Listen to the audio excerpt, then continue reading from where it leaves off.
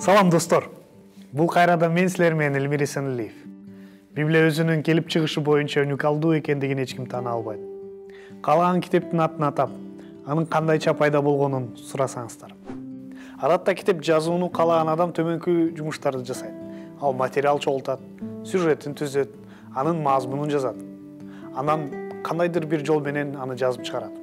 Эгерде китеп көптөгөн авторлор тарабынан жазылган болсо, алар алгач чогулуп, жалпы планын иштеп чыгышып, алардын биргелешкен иши кандай болуш керектиги жөнүндө макулдашып, жазууга ким кандай салым кошо тургандыгын, китептин басылышы жана дизайны башка редактордун тамдап же башка керектүү жумуштарын аныкташы керек. Бирок ыйык китеп бул жаанан толугу менен уникалдуу. Аны 1500 жылдык аралыкта 40 автор жазып бүтүрүшкөн. Анын арасында акылман адамдар, падышалар, чабандар, дыйканчылар, доктурлар, мыйзам чыгаруучулар. Алар бири-бирин тааныбай, бири-бирин көрбөй, жада калса өзүнүн ар кандай социалдык абалына жана жашаган убактысына карабастан бир толук жакшы кабарды алып келишти. Алар өзүнүн чыгармаларын ар кандай жерлерде жана ар кандай акыбалда жазышкан. Мисалы, Муса чөлдө жазган, Жеремия туткунда, Дөөт болсо ар башка шаарда тентип жүрүп, аягында өзүнүн сарайында жазган.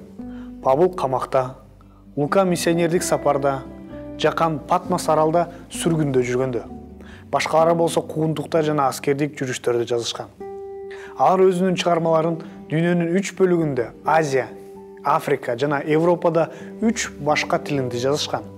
Эски келишим боюнча көбүнчө еврей тилинде, кээ бир кичинекей үзүндүлөр арамей. Жаңы келишим грек тилинде. Ушул ар кандай мезгилдерден жана булактардан бир китеп келип чыгышкан. Библия. Ыйык жазуу 2 бөлүмгө бөлүнөт. Эски жана жаңы келишим деп. Муса китепти 5 китебин жазган. Библиянын 5 бөлүгүн. Дөөт падышачылыгында дагы бир нече китептер кошулган. Жүйүттөр Вавилон туткунуна кайтып келгенден кийин Эзра пайгамбар убагында эски келишим аяна чейин бүтүшүнө бир нече китептер калган болчу. 400 жыл Исанын төрөлөрүнө чейин азыркы убакытта биз көрүп турган ушул эски келишим толугу менен жазылып бүткөн. Жаңы келишим болсо биздин замандын 60-жылдары жазыла баштаган. Жаңы келишимдин китептери плансыз чыккан.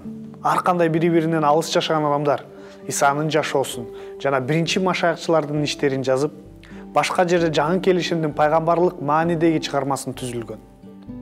Ошонун баары дүйнөнүн бетинен жүрүп, христиан жамааттарынан чогулушкан. Эскертип кетсек, жаңы келишимди түзгөндөр биргелекте сыйынып, узак ой жүгүртүп, Матай Исаны падыша деп, Марк кызматчы деп, Лука Исаны адамдын улуу деп, ал эми Жакан Кудайдын уулу деп жазышы керек деп чогулушуп сүйлөшкөн эмес.